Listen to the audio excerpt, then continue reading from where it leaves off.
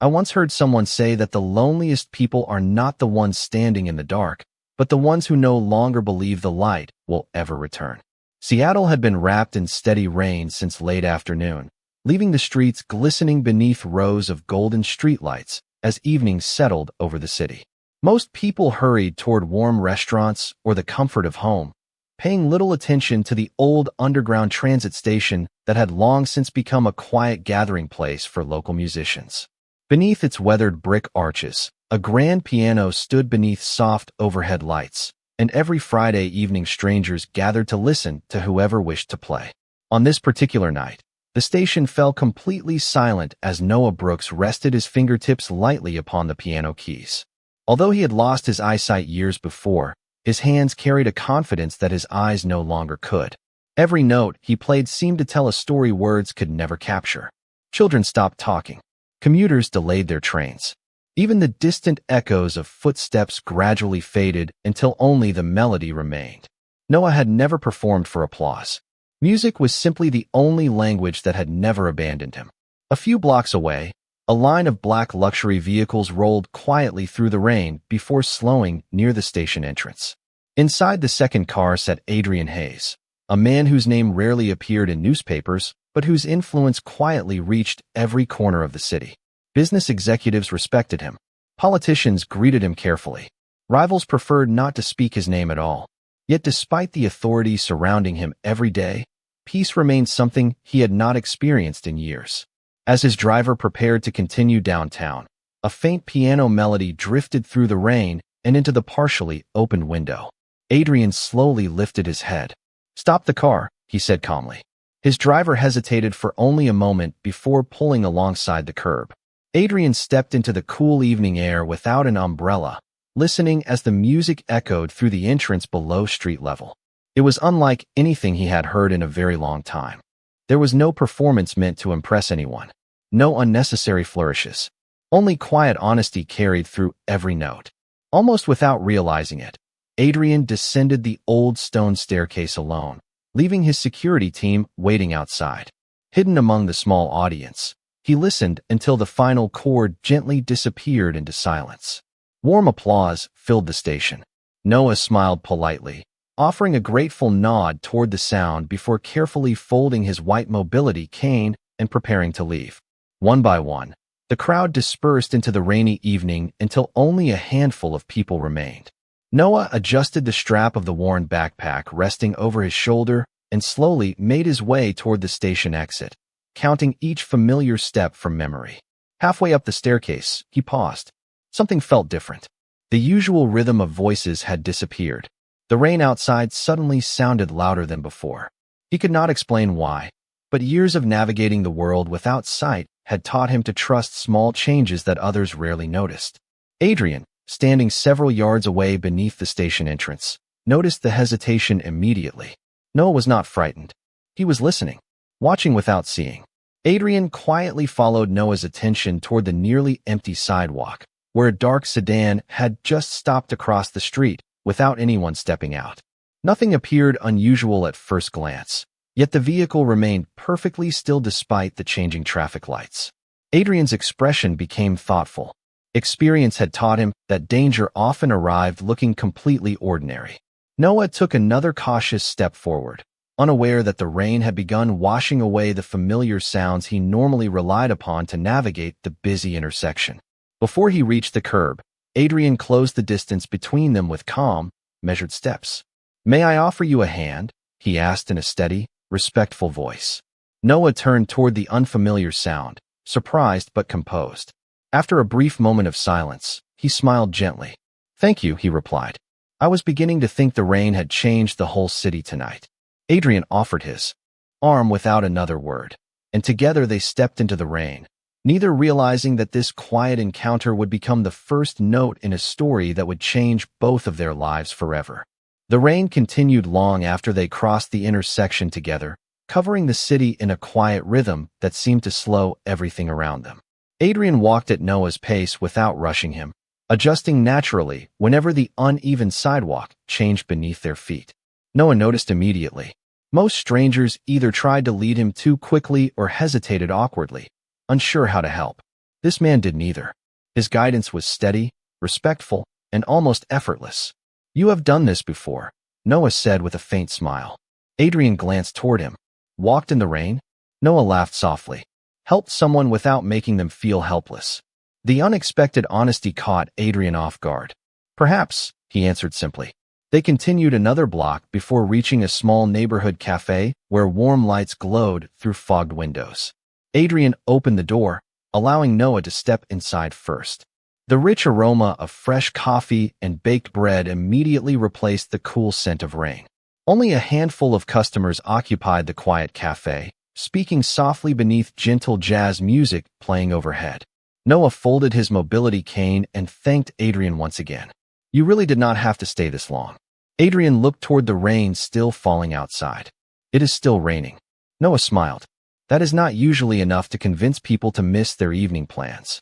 Adrian did not answer immediately because the truth was surprisingly simple. He no longer remembered the last time he had changed his plans for anyone. They found a table near the window while a waitress brought 2 cups of hot coffee, without either man paying much attention to the menu. For several peaceful minutes, they simply listened to the rain tapping gently against the glass. Noah finally broke the silence. "May I ask your name?" Adrian hesitated almost imperceptibly. Very few people ever asked him that question without already knowing the answer. "Adrian," he replied. Noah extended his hand across the table with quiet confidence. Adrian accepted the handshake, surprised by the warmth behind it. "I am Noah," he said. "It is nice to meet you, Adrian." Before Adrian could respond, one of his security officers quietly entered the cafe and approached the table. "Sir," the man said respectfully, "your meeting downtown begins in 20 minutes. Adrian nodded without looking away from Noah. "Cancel it." The security officer blinked in surprise. During nearly 8 years of working for Adrian, he had never heard those words. "Are you certain?" Adrian answered calmly. "Completely." The officer inclined his head and left without another question. Noah tilted his head slightly after hearing the exchange. "You must have an important job." Adrian allowed himself the smallest smile. Some people would describe it that way. Noah wrapped both hands around his coffee cup. "I cannot see faces anymore, but voices tell interesting stories." Adrian raised an eyebrow. "And what does mine say?" Noah thought carefully before answering. "It sounds like someone who carries responsibilities that never truly end. You speak carefully, but you also sound tired." Adrian looked down into his untouched coffee. Countless business partners had called him disciplined. Rivals called him dangerous. Reporters called him mysterious. No one had ever described him as tired. Somehow, a man who had never seen his face had noticed what everyone else overlooked. Outside the cafe window, the same dark sedan Adrian had noticed earlier rolled slowly past before disappearing into evening traffic. His expression grew almost invisible beneath years of practiced composure, yet his attention sharpened immediately. The car continued another block before stopping once more beneath a flickering streetlight. It remained there without its occupants stepping outside. Adrian recognized the pattern. They were not following him. They were watching Noah. He turned back toward the table, studying the gentle smile on Noah's face as he quietly listened to the rain beyond the glass. For reasons Adrian could not yet explain, one thought settled firmly in his mind. Whatever danger had quietly entered Noah's ordinary life tonight had not disappeared with the storm. It had only begun. The following morning arrived beneath clear blue skies. Yet Adrian found himself thinking less about the meetings waiting on his calendar and more about a quiet pianist whose voice had lingered in his thoughts long after the rain had stopped. It was unusual for him. His days were normally divided into precise schedules, careful negotiations, and constant decisions that affected hundreds of people. Personal curiosity had never been allowed to interrupt that routine. Even so, while reviewing reports inside his downtown office, he caught himself glancing toward the grand piano standing silently in the corner of the room. It had been there for years as part of the office decor, untouched by everyone who entered. For the first time, he wondered what it might sound like if someone truly knew how to bring it to life. Across the city, Noah returned to his modest apartment after teaching a morning music class at a neighborhood community center. The children always filled the room with laughter, often forgetting that their instructor could not see them. Noah preferred it that way. He wanted them to remember music rather than his blindness. After class ended, He carefully organized sheet music written in Braille before placing each folder neatly inside his worn leather bag. As he prepared to leave, the center's director approached him with unexpected news. "Someone made a generous donation this morning," she explained. "They asked that the money support the music program, but they refused to leave a name." Noah smiled warmly. "Please thank them if they ever return." The director laughed softly. "I have a feeling they would rather remain anonymous." Several miles away, Adrian closed a financial report after confirming the transfer had been completed exactly as requested.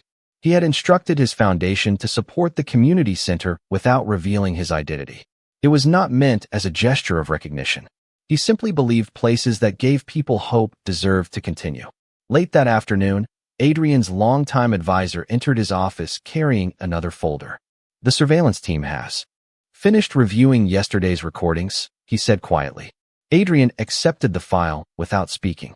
Multiple photographs showed the same dark sedan appearing near the transit station, the cafe, and later outside Noah's apartment building. The license plate had been changed twice during the evening, suggesting careful planning rather than coincidence. "Any identification?" Adrian asked. "Not yet," his advisor replied. "But whoever they are, they never attempted contact. They only watched." Adrian remained silent as he studied the images. Years of experience had taught him that patient observers often posed a greater concern than impulsive ones. Meanwhile, Noah finished another rehearsal before deciding to walk through a nearby public park on his way home. The familiar path was lined with maple trees whose leaves rustled gently in the afternoon breeze. He paused beside a small fountain, smiling as children chased one another across the open lawn. Although he could not see the sunlight reflecting across the water, he could hear happiness surrounding him. A familiar voice interrupted his thoughts. "Good afternoon, Noah." Noah immediately recognized it. "Adrian." Adrian stepped closer with a relaxed smile. "I hope I am not interrupting your walk." Noah laughed softly. "I was just thinking this park sounded unusually peaceful today." Adrian glanced around before answering. "It is."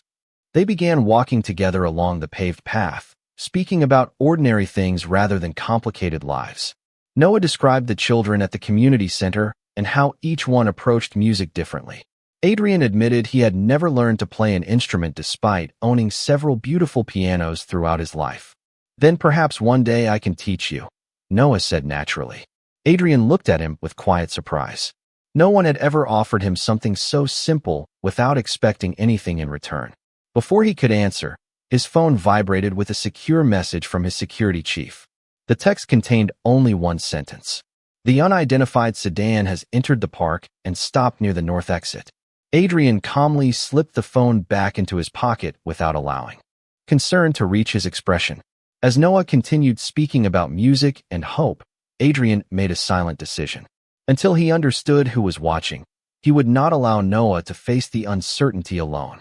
The afternoon sun slowly drifted behind layers of gray clouds as Adrian and Noah continued their walk through the park, their conversation flowing with an ease that surprised them both. Noah spoke about melodies the way other people spoke about memories, explaining that every piece of music carried a color and a feeling in his mind, even though he had not seen either in years. Adrian listened without interruption. He had spent most of his life negotiating contracts, solving conflicts, and reading people before they spoke. Yet Noah possessed a quiet sincerity that required none of those skills. When they reached the park entrance, Adrian offered to drive Noah home. Noah accepted with a grateful smile, explaining that the changing weather often made the sidewalks more difficult to navigate. The black sedan waited nearby with Adrian's driver already holding the rear door open. Noah paused for the briefest moment. "This is a very expensive car," he said with an amused laugh.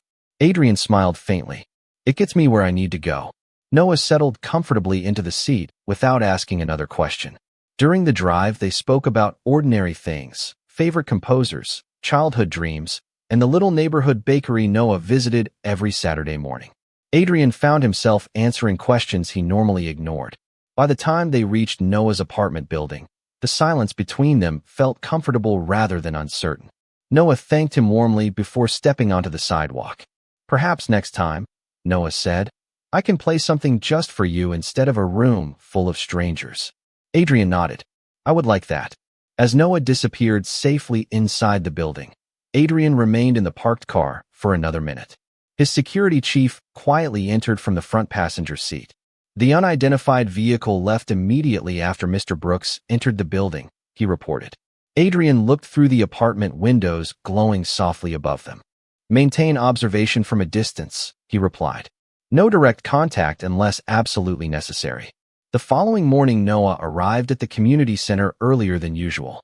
One of his younger students excitedly handed him a folded newspaper before class began. Teacher Noah, your friend is in here. Noah laughed gently. I do not think newspapers usually print stories about musicians like me. The child opened the business section and pointed toward a large photograph before realizing Noah could not see it. Another instructor quietly read the headline aloud instead. Local business leader Adrian Hayes announces major investment in waterfront redevelopment. Noah listened politely while the article continued. It described Adrian as one of the city's most influential entrepreneurs, respected for rebuilding struggling businesses and supporting charitable projects through private foundations. Although the article praised his leadership, it also mentioned persistent rumors connecting him to powerful organizations that preferred operating outside public attention. No accusations were made, only speculation. Still, the contrast caught Noah's attention. The calm man who had patiently walked beside him in the rain suddenly seemed connected to a world much larger than he had imagined. Later that evening, Adrian accepted Noah's invitation to visit the community center after classes ended. The building was almost empty except for a few volunteers cleaning nearby classrooms. Noah guided Adrian toward the grand piano positioned near the auditorium stage.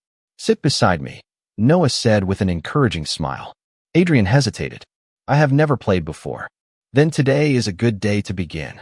Noah gently placed Adrian's hands over several piano keys, patiently explaining how each note related to the next.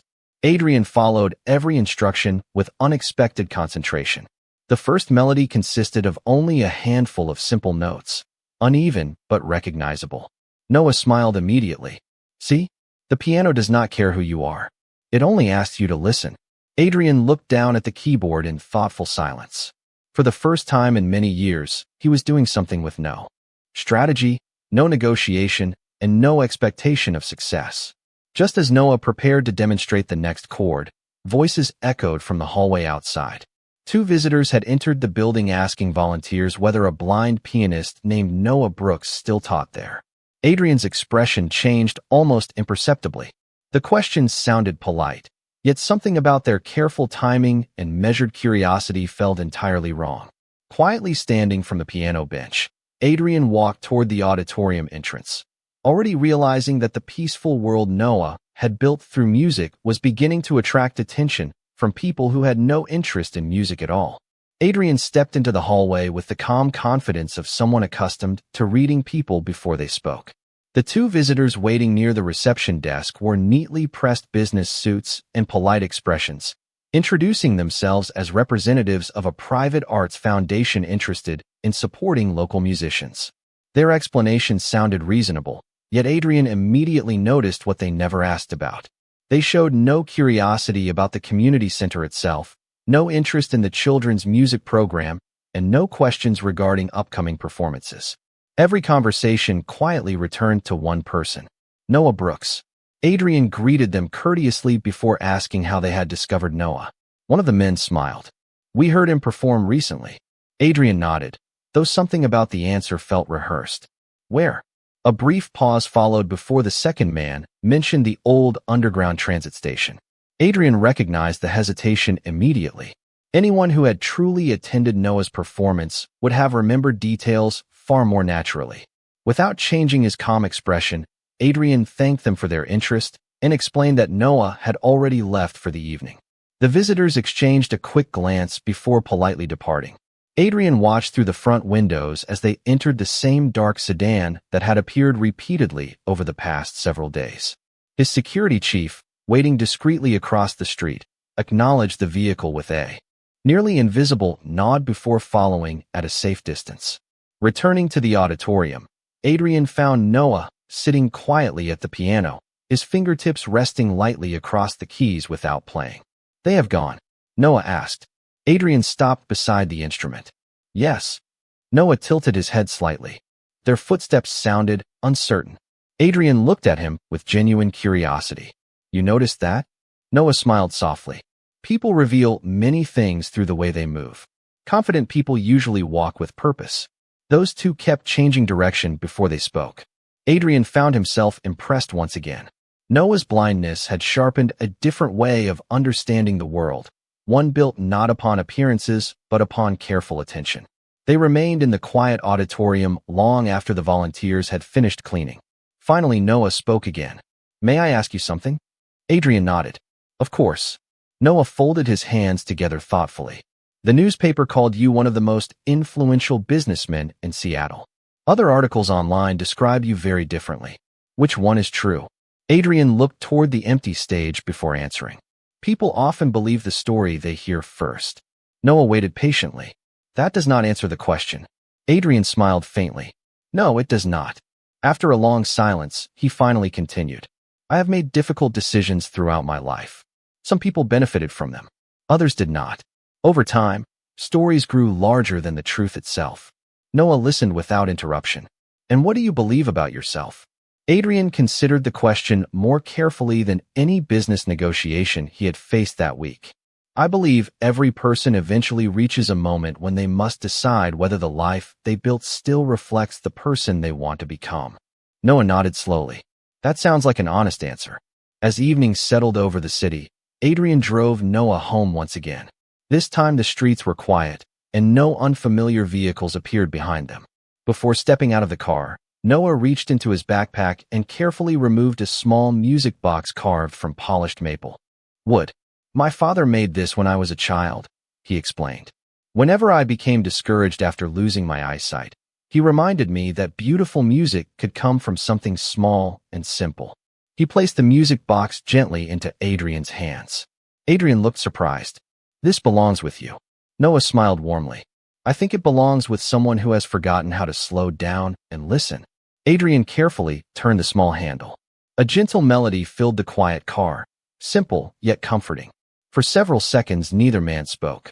In that peaceful silence, Adrian realized the walls he had spent years building around himself were beginning to weaken in ways that power and influence never could. At the same moment, several miles away inside an office overlooking Seattle Harbor, an unidentified man reviewed photographs of Adrian and Noah together. He quietly closed the folder before speaking to someone waiting beside the window. They have become closer than expected, he said calmly. Continue observing them. The musician may become far more important than we originally believed. The melody from the small maple music box stayed with Adrian long after he returned to his estate overlooking Elliott Bay. He placed it carefully beside the untouched grand piano in his study, winding it only once before allowing the gentle tune to fade into silence. It was the first personal gift anyone had offered him in years without expecting influence, protection, or a favor in return. As dawn approached, he stood before the floor-to-ceiling windows watching the city awaken while reviewing the overnight security reports. Most of the entries were routine until one page immediately caught his attention. The unidentified sedan had finally been traced to a shell company that officially rented vehicles for private investigations. Unfortunately, every corporate record ended with another anonymous holding company. Someone had worked very hard to remain invisible. Adrian quietly closed the folder. Increase protective surveillance around Noah, he instructed his security chief. Remain unseen. He must never feel watched. His chief nodded. Understood. Across town, Noah prepared for a Saturday afternoon performance at a neighborhood charity concert held inside a historic public library. The event supported music education for children with disabilities, and the modest auditorium quickly filled with families and volunteers. Noah always arrived early so he could count every step from the entrance to the piano, memorizing the room before guests arrived. As he gently tested the keys, he sensed familiar footsteps approaching. Good afternoon, Adrian, he said with an easy smile before Adrian spoke a single word. Adrian laughed quietly. I was beginning to wonder if you recognized everyone that quickly. Noah shrugged playfully. Only the people who walk as though they are carrying the weight of an entire city. Adrian shook his head with amused disbelief. You may be the only person who can make that sound like a compliment. The concert began shortly afterward.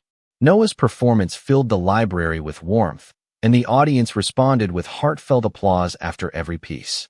Adrian remained seated in the last row, content to disappear among the crowd while listening to music that somehow quieted thoughts he usually could not escape.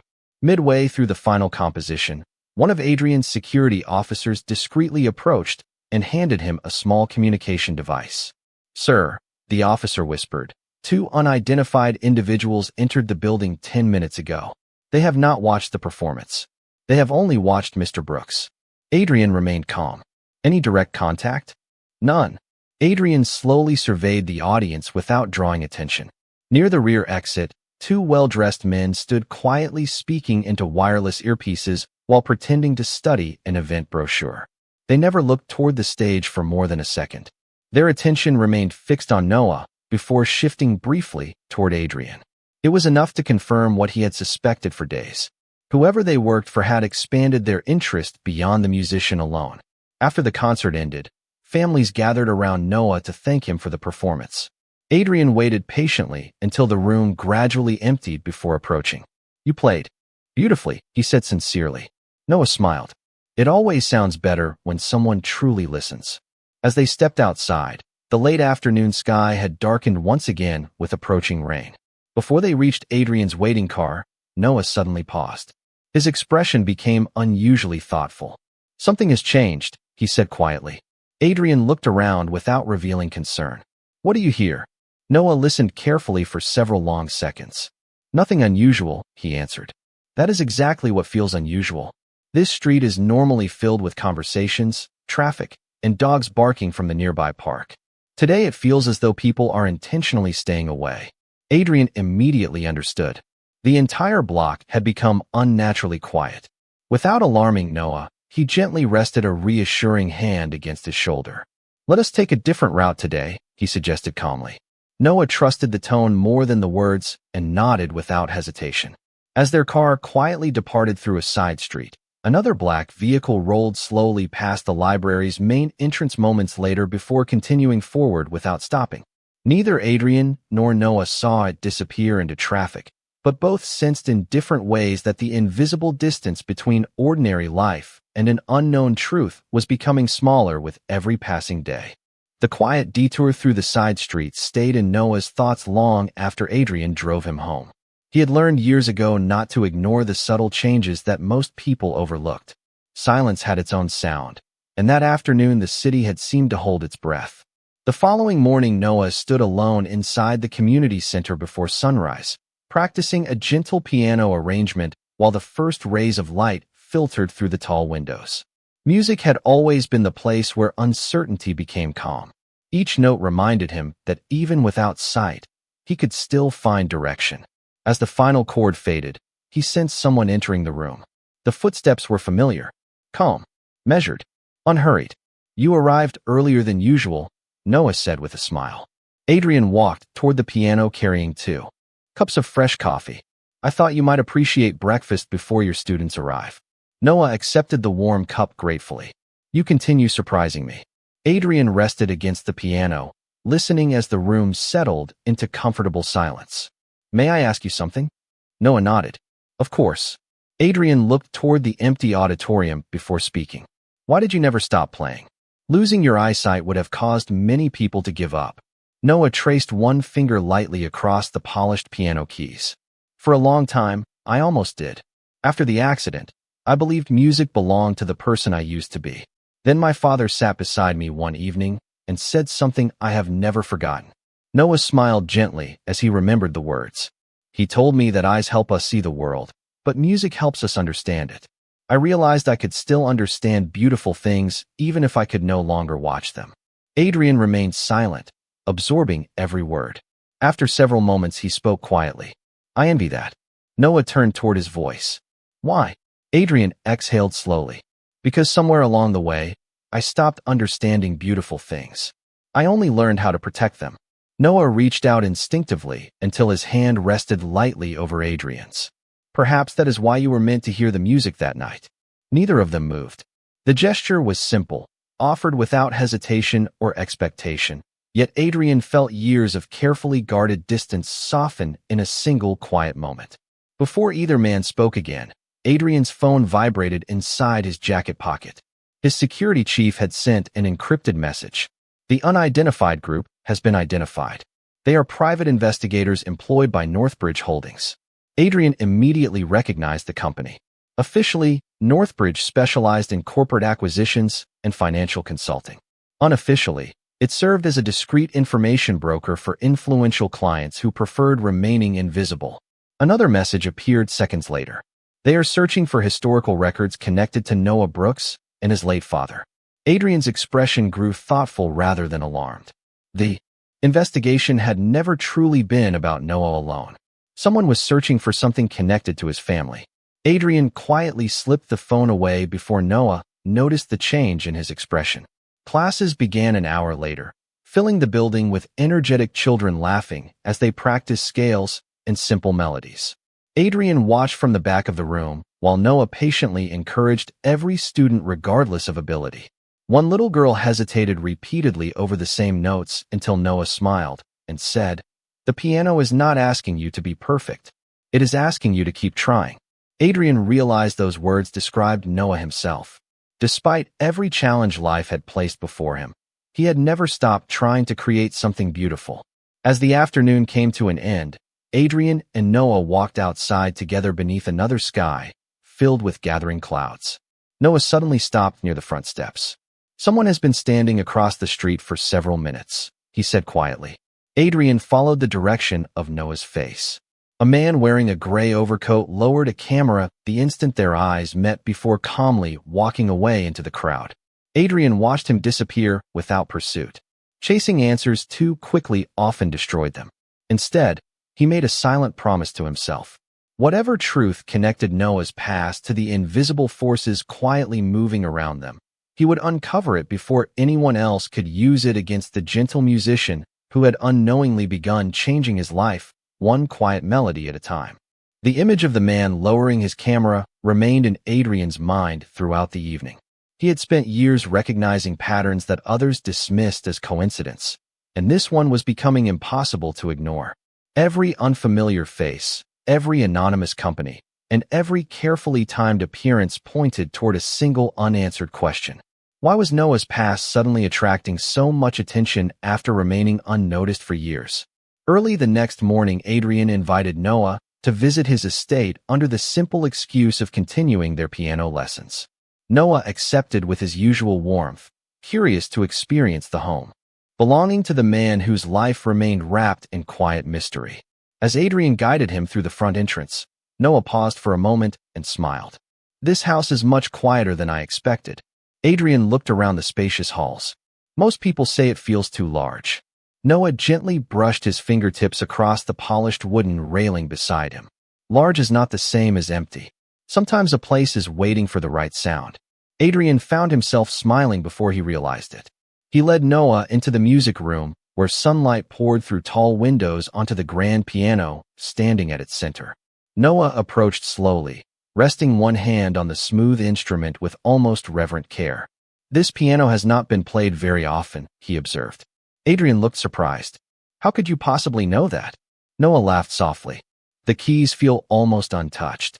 Instruments remember the hands that care for them." He sat down and began playing a gentle melody that gradually filled every corner of the room. Staff members quietly paused outside the doorway, listening with quiet admiration. Even Adrian's longtime security chief remained motionless, hearing music transform the silent estate into something that finally resembled a home. When the final notes faded, Adrian spoke almost in a whisper. "You changed this room." Noah smiled. "No, the room was always waiting." Before Adrian could respond, his security chief discreetly entered carrying a sealed folder. Adrian excused himself for a moment and stepped into the adjoining study. Inside the folder were newly recovered historical records concerning Noah's late father. The documents revealed that years earlier he had worked as a financial auditor hired to examine the books of Northbridge Holdings before unexpectedly resigning only weeks before submitting his final report. According to public records, he had never explained why.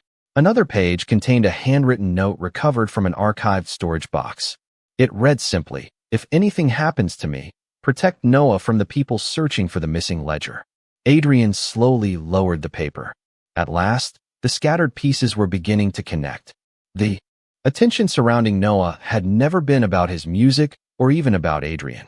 Someone believed Noah unknowingly possessed information connected to a financial ledger that had disappeared many years ago.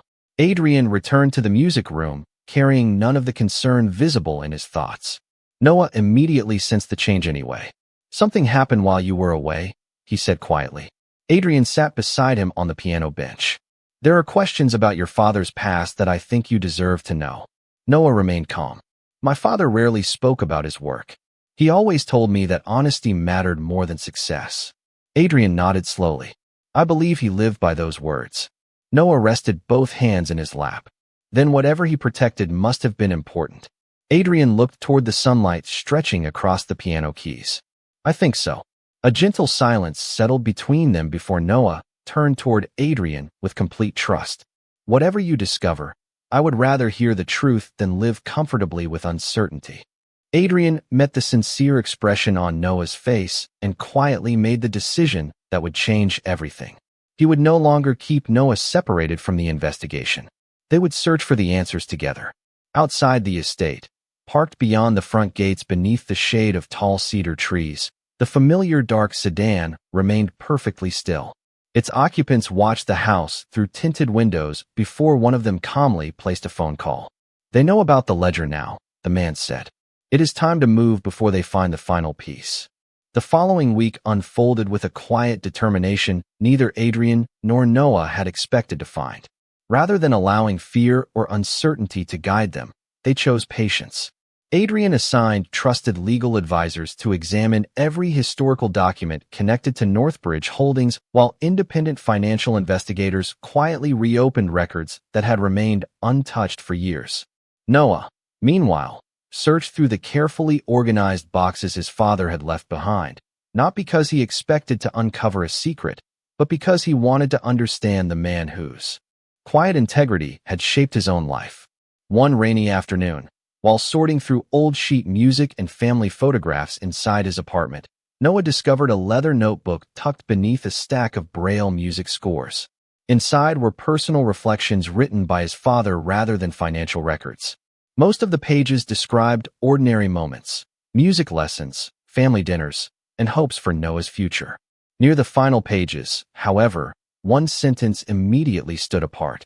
It read, "The greatest treasure is never the ledger itself. It is the truth it protects." Noah gently closed the notebook and smiled. His father had never wanted him to spend his life chasing hidden documents. He had wanted him to live honestly regardless of what others pursued. When Adrian read the note later that evening, he reached the same conclusion. The missing ledger had likely served its purpose years earlier. What truly mattered now was the verified evidence already gathered through legitimate investigations. Within days, independent authorities publicly announced financial findings that confirmed years of concealed misconduct involving Northbridge Holdings and several affiliated organizations. The investigation moved forward through lawful channels supported by documented records rather than speculation. As the truth emerged, the anonymous surveillance surrounding Noah quietly disappeared. The unfamiliar sedan never returned. The men who had once watched every movement simply vanished from his daily life as though they had never existed. Months later, Seattle welcomed the first warm evenings of early summer. The community center held its largest annual charity concert, inviting families from across the city to celebrate young musicians whose confidence had grown through Noah's patient teaching. Adrian arrived quietly before the audience filled the auditorium, choosing a seat in the last row exactly where he had listened months before. Noah recognized his footsteps immediately and smiled without turning around. "You are early," he said. Adrian laughed softly. "I did not want to miss a single note." When the concert began, every child performed with remarkable courage. Encouraged by the gentle instructor who had taught them that mistakes were only another part of learning. At the end of the evening, the audience rose in heartfelt applause. Noah stepped forward to thank everyone for supporting the music program before inviting one final guest onto the stage. "There is someone here," he said with a warm smile, "who once believed he had forgotten how to listen. I would like him to play the first melody we learned together." Adrian looked genuinely surprised as the audience applauded encouragingly. With quiet hesitation, He walked to the grand piano and sat beside Noah. Their hands found the familiar keys, and together they played the simple melody that had first echoed through the music room months before. It was not perfect, yet it was sincere, and the audience responded with warm applause that celebrated honesty rather than perfection. After the concert ended, they walked slowly outside beneath a sky glowing with the colors of sunset. The city felt peaceful, no longer filled with unanswered questions, but with quiet possibilities. Noah turned toward Adrian and smiled. "Do you remember the first thing I said when we met in the rain?" Adrian nodded. "You said the rain had changed the whole city." Noah laughed gently. "I was wrong." Adrian looked at him with quiet affection. "What changed?" Noah reached out until his hand found Adrian's, holding it with calm certainty. "We did." Adrian smiled in a way very few people had ever witnessed, no longer as the guarded man everyone feared, but simply as someone who had finally found a place where power no longer mattered more than peace. Together, they continued walking toward the waterfront as evening settled gently over Seattle, knowing that the most meaningful journeys are not measured by the dangers left behind, but by the quiet moments shared with the person who helps you hear hope again.